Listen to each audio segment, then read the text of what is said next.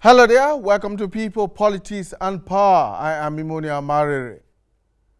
The recently formed National Consultative Front says it is embarking on a mass rescue of Nigeria following what it describes as leadership failure in the country.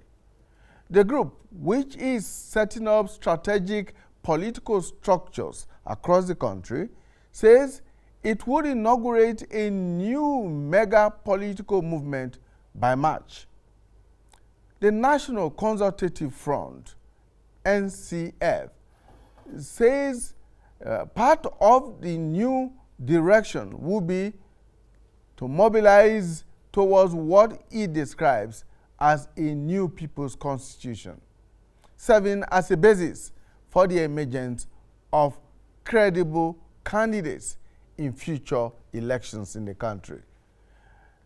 The group declares what it views as government's inaction to solve the security challenges in the country and put an end to the civil strife by flushing out criminal elements and bad actors in the system.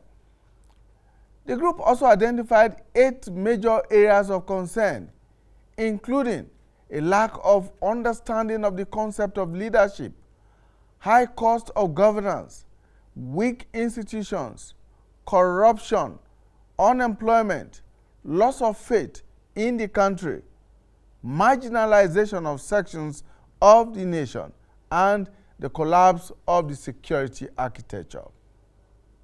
For the group, given these anomalies and to avoid a total breakdown, it has initiated a national redemption process to save the country. As part of efforts to tackle the identified challenges, members of this group have identified with the dream of a stable, secure, and prosperous Nigeria. Their agenda involves drafting a new constitution, political reforms, and revamping the health and education sectors, amongst many others that he says he plans to do. Now, on the program today, we shall delve into the group's agenda as the national rescue agenda, and we will be talking with 2 members of the National Consultative Front. We'll be talking with Honorable Janet Adeyemi, a former member of Nigeria's House of Representatives, and Chief Precious Elekima, a politician, a philanthropist, an industrialist, and, of course, he was also a governorship candidate for the Social Democratic Party, SDP, in the 2019 elections. Stay with us. When we return from this very short break, we will commence our discussions. All right, thank you so much for staying with us. It's People, Politics and Power, and today we focus our attention on the rescue agenda of the National Consultative Front. What does the national agenda mean? What does it contain, and what does it promise? Now, who is and who are those who are behind the National Consultative Front? We have 2 of them joining us on the program today.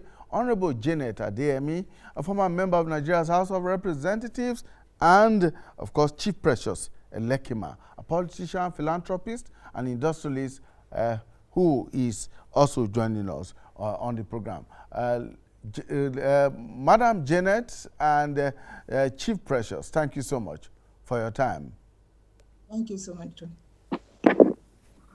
Thank you. I hope that you can hear us loud and clear. Yeah, we do.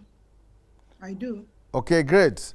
Honorable Janet, let's begin this way. The National Consultative Front is, let's say, about a year old or less than a year old, and he says it is disturbed, I'm quoting the very words of the group, by the disastrous failure of political leadership and unimaginable state collapse in Nigeria.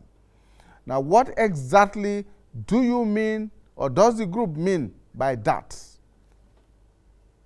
Thank you, my dad, quite some time. And let me first of all say Happy New Year. It's been a long one. Yes, Uh, welcome.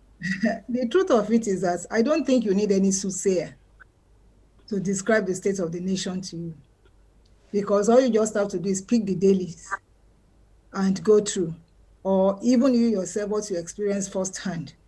A country where you don't have access to anything, a country where you can't even transact anything, because it's like the whole thing is a closed circuit now. You need to network to know who you know, who knows this, who knows this, for very simple things. Let me give you a typical example. Medicals. God forbid anybody now, you have somebody at hand who is ill. That is when you will know firsthand that nothing is really functioning if you don't have money. Then as a young professional, you graduate, not, and that was why you could see all the agitations in the air.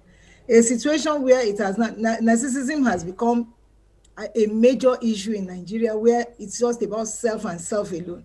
You come up with laws that are even, you understand, self-motivated, self-driven. You understand? You come up with laws to protect your own individual interests, not looking at the masses. And you can go on and on. Look at the public service. Public service is no longer what it used to be. Public service has become I, and not we, not the collective interest of anybody. You look at unemployment, the employment is just not there for anybody. Even when advertisements are placed, you find out that advertisement, you understand, is just to fulfill all righteousness. You already have your candidates. You hear people say, bring your candidates. Some don't even go through the interview, they get appointed or appointed into the system. So where do we start? Where do we end? Look at the educational system. Other countries, look at smaller countries, even despite the pandemic, which nobody can control, which affected every country. But the response of every country, of countries differ, shows the ability of preparedness, showed the ability of the leaders. This was one major issue that have exposed the kind of leadership each country has. Some students have been home now for so long, they can't even access any means of education. Whereas some people, the educational systems are not terminated, because all they just switched is that switch from face to face, you understand, and went on the internet, and then they are doing what they are doing. See what we are doing today. This is now the new normal. This is going to stay forever, whether we like it or not. Because why do I have to rush to your studio for any interview? So, but what infrastructure do we have on ground to build this? And when you talk about all these things, some people think, oh no, it's because you are not part of them. No, a country should not be biased, because we say we, the people of Nigeria, did so. That's what our constitution says. And so that constitution, anybody in position of leadership must be there to protect everything to the leader. But is that what we do now? Is it not self-select, where you select, oh, these people are my own? I can give you a typical example. They said vaccines is coming to Nigeria. All we just have to do is track. You will see who are the first sets of people to get these vaccines. Who are the people going to get it? Is it meant for the commoner? You find out again that it's going to be politicized. And you look at even the kind of things we do reflects a lot of recklessness. We said there's COVID ravaging everywhere, and COVID knows no boundary, knows nobody. You don't even know how to prepare against it. You are fighting an invisible army. And what happens? That is when we started coming up with registrations and saying people must go and do this, and giving terrible close updates, you understand, on why people should register. So people were forced to go and gather. And you can see that, because, so how will you even expect Nigerians, you understand, to believe in their leaders who say you should go out to go and meet wolves, the wolves you can't see, and then you now say you are a leader. You understand? What kind of leader is that? When we have other methods, digital platforms, you understand, where you can do this registration in the comfort of your room, you understand? And people come and tell me, and don't tell me that, oh no, that because it's because people are not too educated. There's no home you get to that you won't find somebody, because we all play with, hello, how are you on the phone? So if you can operate a phone, there are certain basic things. Keep it simple. Your name, your this, key, enter, and that is all. But what did we do? We encourage people to go and start gathering, and then the COVID started, multiplying and unfortunately, it's a vicious cycle. You can be in your castles, but you have your drivers, you have your cooks, you understand? So all these things put together, you just find out that if you want to be sincere with yourself, you ask yourself, do we have a nation? When National Assembly should be speaking, National Assembly is silent. Everybody is afraid, you understand, of you don't want to step out, you don't want to talk to your leader, because leaders are not elected the way it should be elected. Leaders are often selected in Nigeria, and that should not be. If I've always said this thing back to my days in National Assembly. I said, if in your constituency it's an armed robber you want to elect, make it easy for the people to elect who they want. If that's armed robber, vote your armed robber, but don't impose an armed robber on the people. If you want a pope, vote your pope. Don't impose the pope on the people. But what do we have in Nigeria? It's all imposition. There's no free and fair election because of our methods of election, and we have refused, you understand, to correct some things. So you find that except some critical things are done, devolution of powers, you understand, I see us heading to the likes of Russia, heading to countries, you understand, that eventually splintered up. But some of us are so concerned, you understand, some of us are so bothered, you understand, at this age, if at this age, what I'm scrambling for, you understand, these positions or things like that, then I must be stupid. But we can't go through these things and allow our children to go through them, you understand? So these are some of the issues that are burning issues, you know, that has encouraged some of us to say, oh, this discourse, let us be part of this discussion and see what we can do. And you will find out that if you read through what National Consultative Forum has been saying, yes, there could be issues, and nobody is critically saying, no, it has to be election, it has to be positions. No, but let us be forced to come into these discussions and discuss. Academia is discussing it, politicians is discussing it, business, everybody is hot. So let us come and discuss these things and make corrections and make our country function. That's exactly what we're trying to do here, discuss. Let me turn to Chief Elekima. Now, the question that most people now ask is, what is the motivation for this group? Against the backdrop of the fact that since Nigeria's return to democracy almost 21 years ago, these set of people who are in and out of government, including those of you elites who are the founders of the National Consultative Forum, have always been there. You have been the moving forces behind the system that you say today is not working. So what is the motivation for this rescue agenda, Chief Elekima? Yeah, thank you very much. We are in a very difficult situation. First thing, we don't have a constitution. We have a constitution that was copied wrongly. The people who wrote the Constitution of America had a history behind it. They had a way of life behind it. They had their religion behind it. And so they wrote the Constitution. And they wrote this Constitution based on their experience in England. And so if you see the American Constitution, they don't have a chief. They don't have a king. They only applied the ancient principles of Israel and wrote the Constitution that way. And the Constitution was based on representative. And what is the ancient principle of Israel? Exodus 18, where it was declared that people should elect those they believe in. Jethro said to Moses, I don't know the chapters in the Quran, but it's also in the Quran. And that was how Americans wrote their constitution. And their constitution was for equality, that let people be assessed by their accomplishments, by who they are, not how they were born. So we have a mixture. In Nigeria, you have a constitution, you have a king, you have a chief, you have this. In America, the most important component of the constitution is the fourth tier of government, the wards. You have city of New York. It's not county of New York. In Nigeria, they stopped at 3 tier. Local government, state government, federal government. How will it function when the whole people are living in the city, in the ward?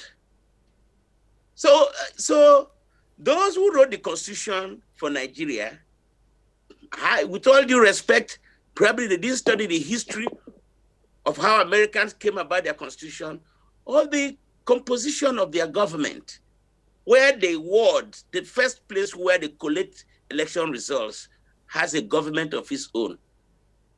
You know, Tinubu went to court, created administrative centers in Lagos, and was trying to make sure that he has a 4th year of government. And I'm sure that that helped him a lot. So the first thing is, do we have a constitution? This constitution, is it working? If it is not working, what are the areas that is making it not to work?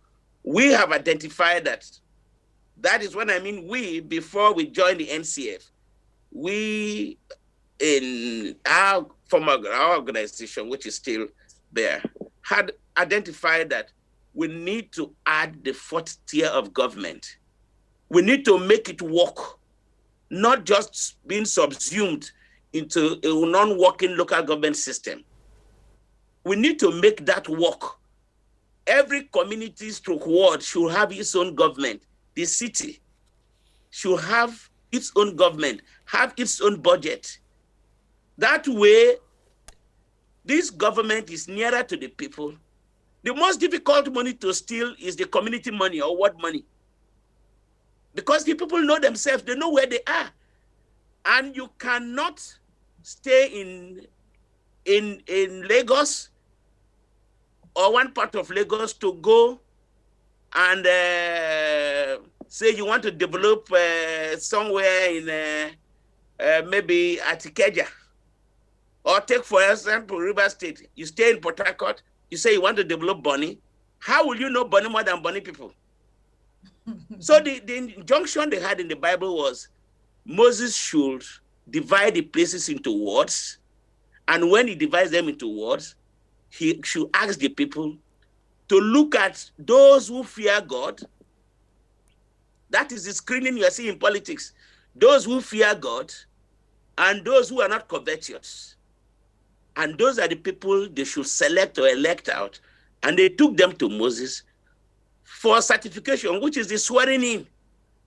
And that is why you don't have in the American Constitution, nobody says you must have PhD, BSc, whatever to be elected. They're talking about morals. So first problem we have is that we do not have a constitution. The second problem you have is you don't respect election. You don't see the election as this is the way we need to elect the people. So our election is so faulty that people take result sheets and write, and who is strongest, who has the best guns, who has the biggest money will be sworn in as governor. Mm. That is what is happening. Okay, Chief Elekima, if you say that we do not have a constitution and that the current 1999 constitution does not meet the needs of the Nigerian people, it presupposes that you want a new constitution written. Now, how do we go about that? With a sitting government in place, with a sitting parliament in place. And of course, you are aware that at the moment, the Nigerian National Assembly is in the process of reviewing and amending the constitution. I think for the 3rd or 4th time since our return to democracy. Now, how do we go about producing for ourselves or enacting for ourselves a new constitution that reflects some of the aspirations that you talk about without necessarily disrupting orderly governance? Well, there are very eminent jurists. There are a lot of people who are very knowledgeable about constitutional amendments and how we can bring in these areas in the Constitution that are very troubling. And I'm sure that by the time we're able to amend the area where we can go for referendum and all that, we should be able to look at what is wrong and amend them properly.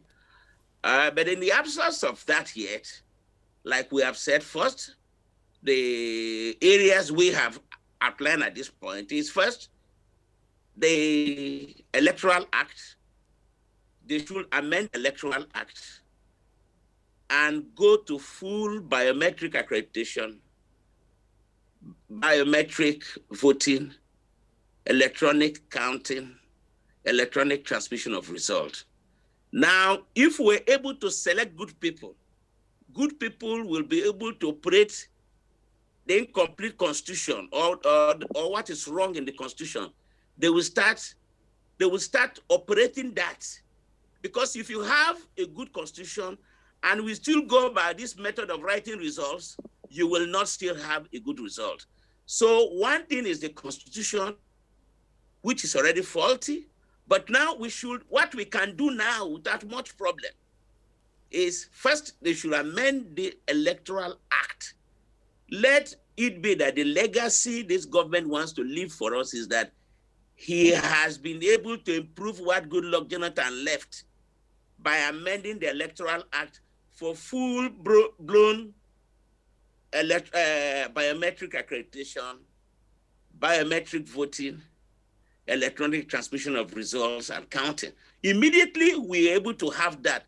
We have solved the first problem. Who is becoming governor, who is becoming president? You will find out that. Let us now deal with the issue of people will talk about hacking, or people will go and talk about, say they are vote buying. Go and give people money in the night, tell them to vote for you tomorrow, then wait for the results, whether the people will vote for you. That is more easier to manage than INEC will print result sheets, give to people who say they are returning officers. They go behind one house, they write the result. In the evening, with talks and police and army and the rest, they come, barricade the areas, they announce the result. That is what we have in all the states. That is what we have in the federal government. But you know what? Each time any of them leaves government, they join our group, the people who are complaining. So it is better for all of them to agree for us to amend these things so that whether they're in government, they're not in government, we have peace. Look, if you look at what is going on, first of all, I don't blame most of them because most of them are not prepared to do this job. And you cannot give somebody what you don't have. So you have a problem where you have your car, you give it to somebody who does not know how to repair the car, and the car breaks down every day. And then it's not his fault. It is you who's not able to identify a good mechanic. So what we have in Nigeria, the people operating it, we are not prepared for it. They don't even know what they are doing. And that is why somebody can go to his house, paint the front of the house, commission it. Another person changes the lock to his door, he's commissioning it. Somebody else changes the roof, he's commissioning it. Because they are fighting to say, are these people thinking we're not working? Are these people thinking we're not working? Meanwhile, they don't understand that we have security issues that borders on unemployment. And the government worry is, how can people get employed? And employment is generated by the needs of the people. And so government will be thinking about three things. What do we produce for the people? How do we produce it? From who do we produce? That is what is going to generate employment. And in every society you live, there are three segments that are in any society. Those entrepreneurs, the sales and service group, and the labor group who build the structures. So a combination of these three and a combination of a government who knows what they are doing will be able to prepare for an economy.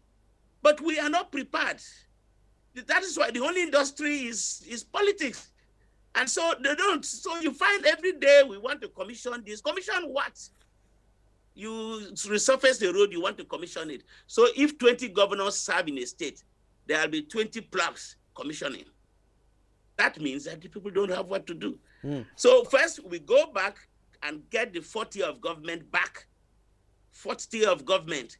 The 4th year of government, which means that every ward will be developing simultaneously at the same time. No community is waiting for that. And that will reduce the tension for who people want to run for governor. Because you will see that everywhere there is projects coming up, and then the feeling of people of non-inclusive. Because if in every ward there is a government, there is allocation, and the people are developing their areas, many people will not even bother. They will think that, well, we are all in government. and we are having one thing or the other to do. And and you will see this capital money taken away will be reduced. Okay. You'll find out that the people will have less money to take. All right, So I think Chief that Elekima, we need yeah, to amend let's hold it there. We have a lot more time to talk. Let me turn to Honorable Adeyemi to explore some of the issues that Chief Elekima has talked about. It appears that he believes that a first step forward is an amendment of the Electoral Act. Do you think that if the Electoral Act is amended, that would be the silver bullet to many or to all the challenges we have with the electoral system in Nigeria today? Then he also talks about a new constitution, building a new constitution, enacting a new constitution for Nigeria. You are a former lawmaker. How do we go about getting a new constitution and jettisoning the current one without necessarily disrupting the governance systems and structures that we have at the moment? I think Elekime has summed up the entire thing, and that is the basic truth. The first thing is that where people are genuinely interested, when it is not about self, you put the interest of your nation, you put the interest of your people forward. That is the first thing. And so how do you do it? The lowest and easiest way to do it, if you have a sincere parliament, I'm happy you know, because you have always been in AIT, and I knew you in AIT. And I know you've done a lot of interviews, you understand, for different members of National Assembly at different times. We have been on constitutional amendments since 1999. Committees have always been set up, but it has never been completed. The cycle have never been completed. What happens to the amount of money? Just do an audit, a technical audit of what has gone into that cycle. You'll be amazed at the quantum of money that has been spent. So people are not actually interested in constitutional amendment. People are interested in the funding, the money that comes in. Okay, let's sit down, we are talking. And then people cannot agree. Why can't people agree? People cannot agree because of personal vested interest, because we are not one. Because in 1914, somebody just came and, brought different people together. We were forced together. You understand? Culturally, socially, in a religious-wise, there's no uniformity. We are all diverse, and nobody did anything, you understand, to bring the fundamental things together that should bind us. So we don't have a common interest for the country Nigeria. Ask me, who is a Nigerian? How do you define who a Nigerian is? Who is ready to die for Nigeria? And that is why daily you find people who wake up, you keep cursing Nigeria. And so the same thing, it's the same Nigerians in quotes now that are in National Assembly. We all go in there. When it comes to the issue of Nigeria, nobody is bothered. But when you are talking about Southwest, you understand? Then when you are talking even in Southwest is even divided. Is the Ogun you are talking about? You understand? That takes all the slots, by virtue of the education they have, or the educational gap between them and other states in the region. Or is it Imo you are talking about? So vested interest. The interest is not a collective thing. So for Nigeria to move, for Nigeria to develop, without all this crisis, nobody, as long as we run a presidential system of government, presidential system of government does not allow you and I to just go and say we are modifying or tinkering with the constitution. We still have to use the lawmakers. But who are these lawmakers? So we must define who the lawmakers are. And that is why I said something attracted me to NCF, when I was invited. Olawale Okuniyi will always tell you that, see, it is not necessarily even about now. Let's build up a movement, towards it. So this amendment is one of the low-hanging fruits in the system, that is amendment of the Electoral Act. The Electoral Act, if it allows for free and fair election, and how have vagabonds, is it not embarrassing to you that in National Assembly before, so many of them have been arrested, you understand, for 419. Someone even died in the cell in those days because of the characteristics of the people elected into the National Assembly, because Nigeria is gradually becoming a Leviathan state where is the most powerful, is the strongest, is the one who has money. Even if, I'm sorry to refer to one, somebody in the Southwest who we don't even know the background, just come into Nigerian scene, but throw money around, before you know it, you become a leader, you emerge as governor, you emerge as anything, your name will start ringing. But if we have a proper electoral law, you understand, where the dictates what the people want, can be translated into results. Because then manipulation of the biometric system is a bit difficult, you understand? And when you use a very good one, because those people will take possession of the broad-based band during that process. So no other person can utilize the process if you use a proper, you understand, electoral biometric system. So that way, we are able to ensure credibility, because you'll be surprised that there are people in various societies that are capable, but because they don't have money. Even look at ordinary regulation. 2 days or 3 days ago, we are watching what happened in Kwara. People throwing chairs and everything at one another. And those are the kind of people that end up in National Assembly. So what do you expect? So the moment we're able to get elections right, where it is not necessarily for the richest, where it's not necessarily for the strongest, where it is for somebody with morals, for somebody who fears God, whether Christian or Muslim, we're all serving God, where it is for somebody with honor and integrity, where it's for somebody, you understand, who has a fair knowledge, who is interested, and then we make the National Assembly less attractive. We are one of the poorest countries in the world when I talk in terms of GDP, and yet what we pay our legislators is alarming. What salaries has devolved to into the last few years, you understand, is frightening, to the extent that legislators are even ashamed, you understand, to let people know what they earn. They keep, it's shrouded in secrecy. If we're able to make this thing so disinterested, not so interesting in terms of pecuniary gains for people to go in, those are the areas you want to look into. You want to make sure, apart from being biometric, you understand, reduce all the attractions and make it something that is a commitment. Yes, you want to serve because you are committed, you want to serve because you believe, you want to impact, you have something to offer your country. By the time we start having that, once we have that, you find out that even this electoral amendment will be amended without even any noise, because whatever content we want to put in, we have eminent jurists and we have a lot of material. If you go on the internet alone to even try to look at gray areas, you understand, just Google gray areas, you understand, in Nigerian electoral system, you see beautiful literatures, you understand, being written. So there's nothing new. We've had different consultative meetings in the past. We have a referendum, so all these informations are there, but what is lacking, what is not making it function, what is not making it workable, why we're not seeing it is that we don't have the people, that we own it. We don't have the people, that we make it happen. You and I, even if we talk to now to tomorrow, as long as not in those hallowed chambers, as long as we are not qualified to be there, there's nothing we can do. And you can always compare democracy, you understand, that is the interest of the nation, compare it, you understand, to what happened recently. So every country has its own monster. See what happened in America. But the people never left, you understand. They could never be intimidated, because why? They have a voice, and they make sure they use that voice till the last. And I can imagine what would have happened if it's Nigeria, you understand. That's the day when they invaded the capital. You will find that legislators will have run away. Even the legislators will not agree, but they still have the capacity to go back into the chambers and do the needful that day. That is an example. And so when people say, I say, no, what happened in America is a very good experience for Nigeria.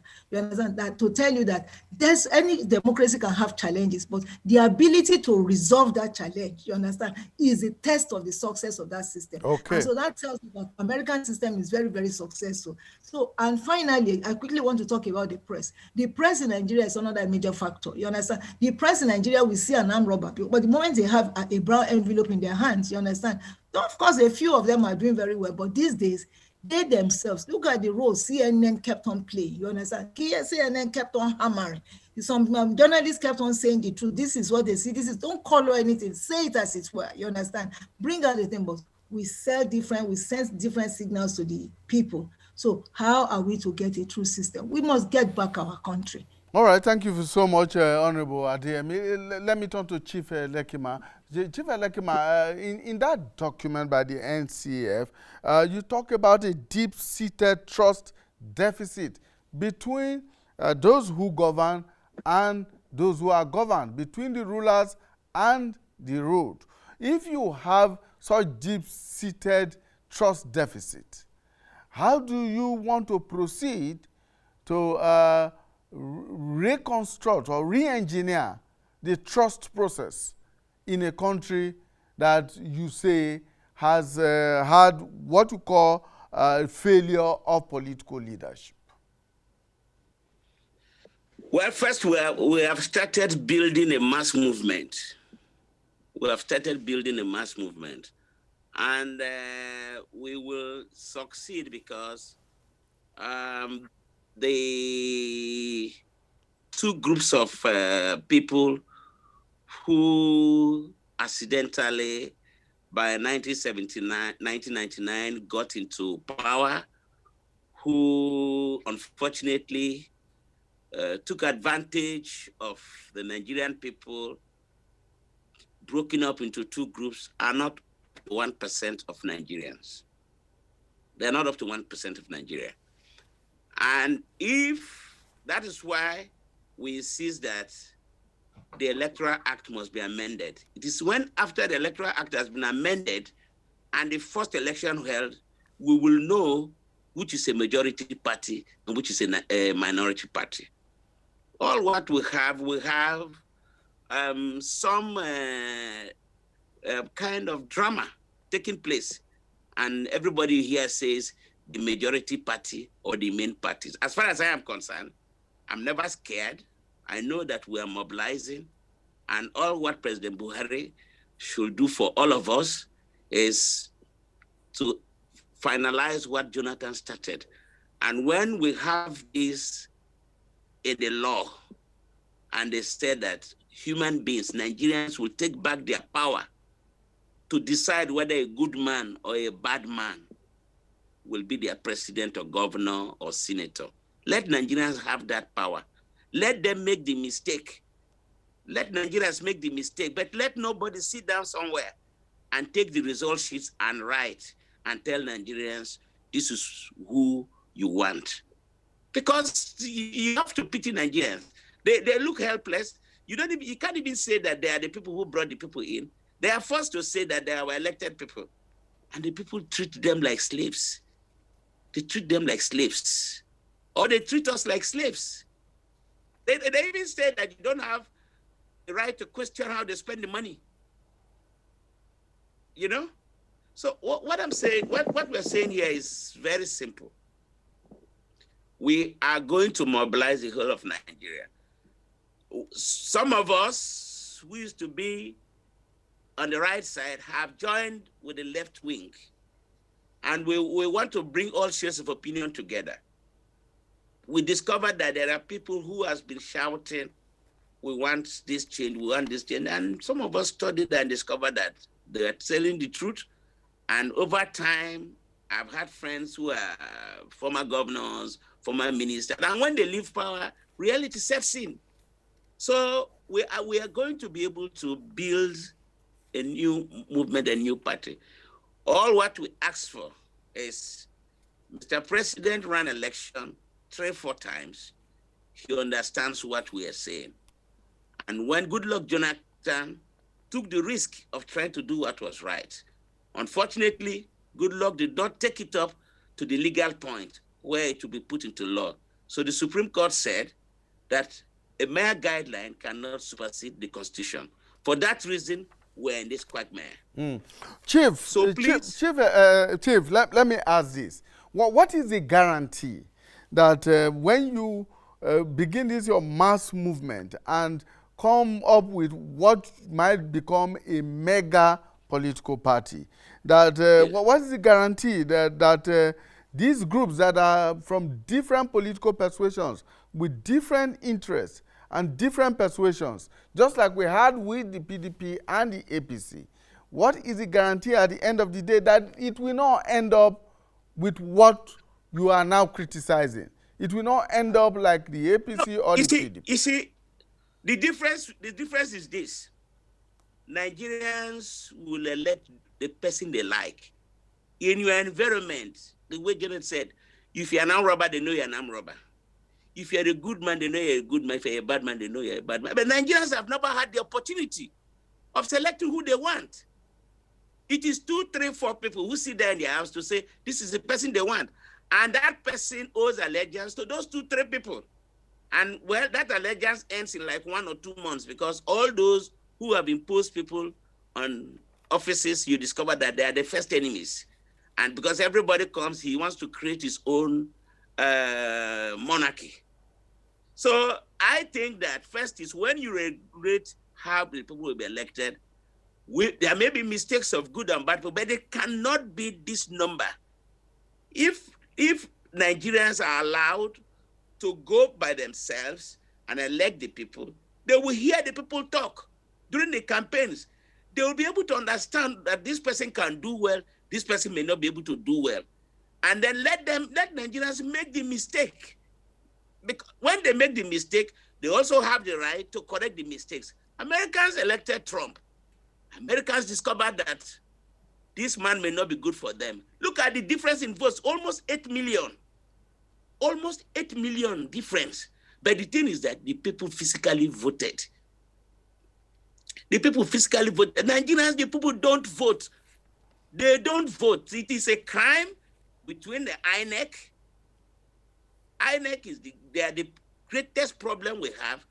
And then they call some people returning officers. So let us reduce the human function.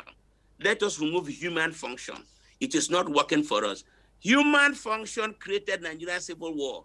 Human function created Nigerian civil war.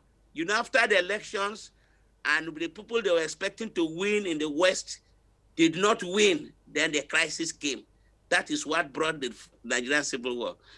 Human conduct of election has killed more people than any kind of problem in Nigeria.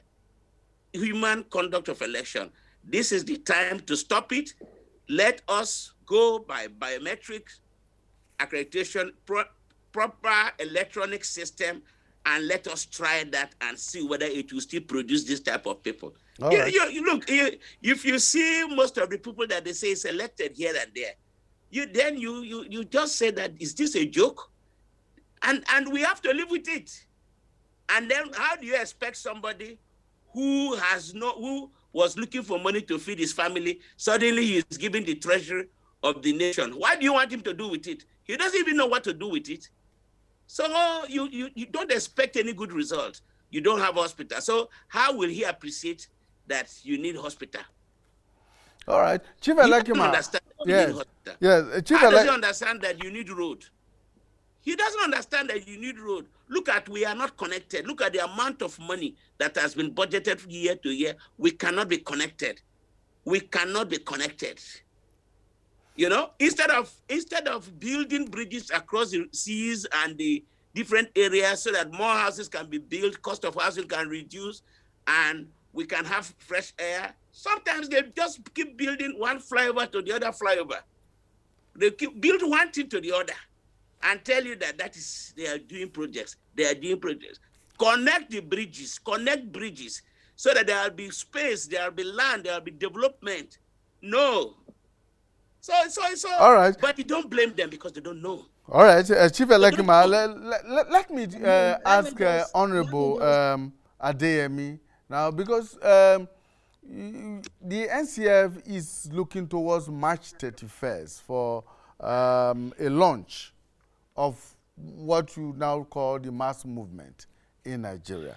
Now, and he says it's going to be, it will be forming a coalition between rural farmers, artisans, administrators, that is the administrative class, and the central left intellectuals.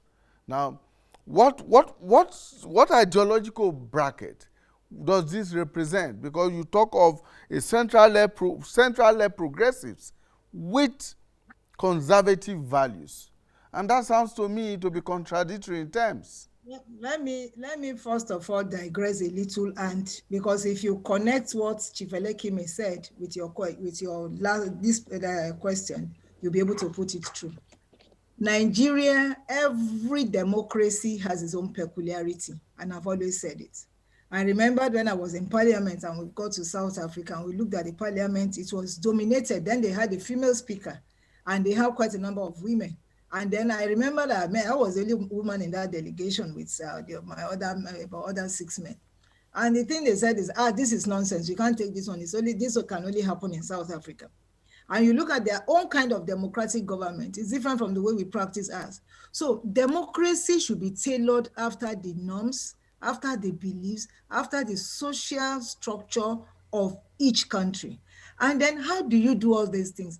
The only prerequisite that can connect a leader to followers is trust. If you are able to build trust, I tell you, the leaders will not look anywhere. He cited the example of America Express a lot of times. Why? Because you find out that before now, an average American does not even know what happens in the political field when they are voting, because virtually everything they want to do is within their city, within their county. So they don't care much about presidential election. But you can see that the moment they had a leader, you understand, who they thought was doing things counter to the values of America, what happened? In Georgia alone, which is the icing for this election, they mobilized 17,000 new voters. A particular lady went out and kept on bringing in new people that had never voted. And that is the same thing. So when you want to build up a movement like this, and that is why I believe that it is not something you want to do, you can do overnight and get, no. You have to build up the people. A lot of voter education must go into it. We must come up with what democratic values are. And that is why I keep on referring to the electoral law. You see, the electoral law must be such. In other countries, Nigerians are quick to put it in the area, in the new social media. You find a president, you have a minister riding a bicycle to work who has nothing. I was in Q City after Pence left office. Go and check Pence's account. Pence, as I'm talking to you, does not have a house back in Indiana. He's still squatting because now he's trying to fix his house. But juxtapose that with a councillor in Nigeria, a chairman in Nigeria, the moment you get to office. So our values must change, and we must educate the people enough sufficiently to be able to monitor and evaluate performance of, hold accountability. You hold your leaders accountable. Those are the missing things, and that is why a politician can come and do anything. A politician comes, were you elected to be an executive if you're a legislator, that you come to your constituency, you bring motor cars, you bring everything, you say you are about this, you are doing this for constituency empowerment. What kind of constituency empowerment? Some don't even come to the National Assembly at all. They end up being contractors, you understand, in Abuja, and then they take a lot of things meant which they got from government money.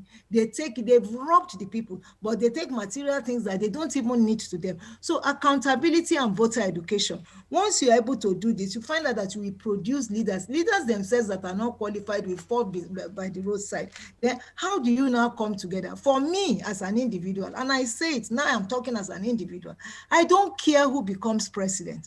I don't care who becomes governor, as long as that person is able to imbibe values. If we come together as a movement, because I know Nigerians, this question you ask, that are you able to carry everybody along? Everybody is suffering right now. Who will not cry over the man who came from America who was killed, you understand, and just murdered like a dog in the forest? Who will not care about that guy who was killed by Fulani herdsmen in his farm? But this Fulani herdsmen, like I said there's something called Fulanization, and every crime is Fulani. So I don't believe in all those things. All these things are happening because of why? Lawlessness. Okay. Because we have let down our guards. So Honorable, back to the question. Every political party or every political movement, like you said, must have values. What are those values that this new movement will be known for? Because you say you are going to be central-left progressives with conservative values. You can be, central-left progressives with conservative values? Conservative, you understand? Conservative, very, very conservative, you understand? And then very, very, you understand? Because when you are very, very conservative, you understand, you find out that you do everything in moderation. Everything has to be moderation. Your values must change. We need to change our values in Nigeria. Since we've not been having the big parties in Nigeria, now are we dying? Things must come back to normal. You understand? Because any party that must come to Nigeria must be very interested in tax. Why are we carrying so much burden? Where is there a lot of problems in Nigeria, because again, nobody does things the way it should be done. A country where you are able to host a party of 5 million naira in just one weekend, or 10 million naira, and yet you don't pay a dime to government. So by the time you come up with those values yourself and you've extracted yourself to say, this is who we are, you understand, our objective, you understand, is to be truthful at all times. Our objective is to be transparent, to run a transparent government, to reduce the size of governance. Why do you need a PA to a PA to a PA to a PA who are not doing anything when you have IT? When we have to digitalize so many things. Digitalization limits corruption, you understand? If you have your file and it's open and it's trending and everybody can read, you bring in IT. For example, now, from primary school in Nigeria, every child should learn coding, you understand? Where we are coding, where we are producing, we are developing, all those things, and then run a cyclic economy. You understand? All right, Honorable Adeyemi, I'm afraid our time is fast spent. But just let's quickly give Chief Elekima the next 60 minutes to also give us a closing shot. Well, first is freedom. Second is prosperity. Third is peace. Now, what is freedom? There's no freedom in Nigeria. Everybody's afraid. Everybody is afraid. So you find that everybody is gagged. Nobody can talk. Nobody can say anything. So there is no freedom. So when they amend the Electoral Act, and when statesmen come to office, there's a difference between statesmen and politicians. There are politicians who are statesmen, and in the societies, in the villages and the towns, don't know their statesmen. So when statesmen are more, there will be freedom. Freedom, you don't touch freedom. You feel freedom. The next will be peace. All right. Thank you so much, Chief. Peace. Yes. The next will be prosperity. Freedom, peace, and prosperity. Thank you so much, Chief Precious Elekima. He is a politician, a philanthropist, a public relations consultant, joining us on the program today to talk about the rescue agenda of the NCF. And, of course, we're also joined by Honorable Janet Adeyemi, a former member of Nigeria's House of Representatives. Thank you, both of you, for your time, and thank you for your ideas. And we hope that moving forward, we can all together build a new and a better Nigeria. Thank you so much. And to our viewers right out there, we want to thank you for investing your time with us. Please join us again on Monday when we bring you a fresh edition of People, Politics, and Power. Bye for now.